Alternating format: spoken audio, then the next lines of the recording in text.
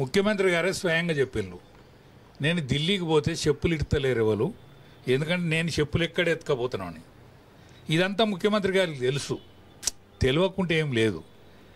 నా చెప్పులు ఎక్కడ ఎత్తుకపోతారేమో అని ముఖ్యమంత్రి గారిని చూసే చూపు అంటే దివాలా కోరుతనాన్ని చెప్పులు ఎత్తుకపోయే కాడికి ఆయన నిజంగానే చెప్పిండు. కానీ ఆయన ఇంకొక మాట మర్చిపోయాడు.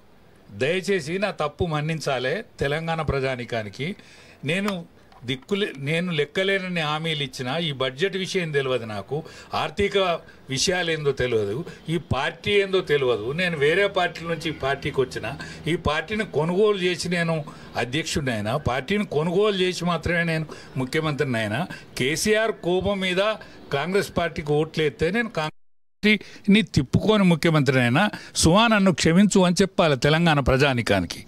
అయితే తెలంగాణ ప్రజానికానికి అది చెప్పే బదులు ఈయనే పిచ్చి కుక్కలు అసంటి వాళ్ళను కొంతమందిని సెలెక్ట్ చేసుకున్నాడు.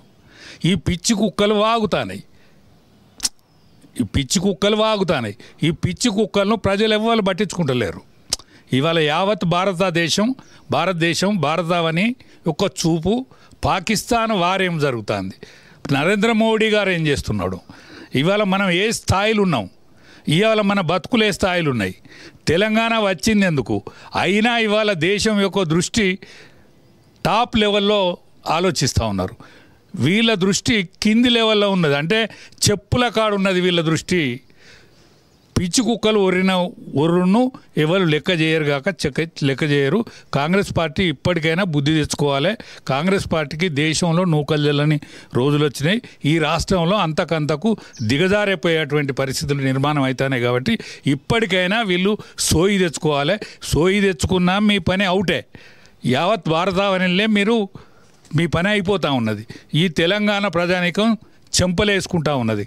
కేసీఆర్ను 14 ఏళ్ళ ఉద్యమాన్ని, 10 ఏళ్ళ రాజ్యాన్ని భరించైనా ఆయన పొరపాట్లు చేస్తే ఆయనను ఫామ్ హౌస్ పాలు చేసిండ్రు.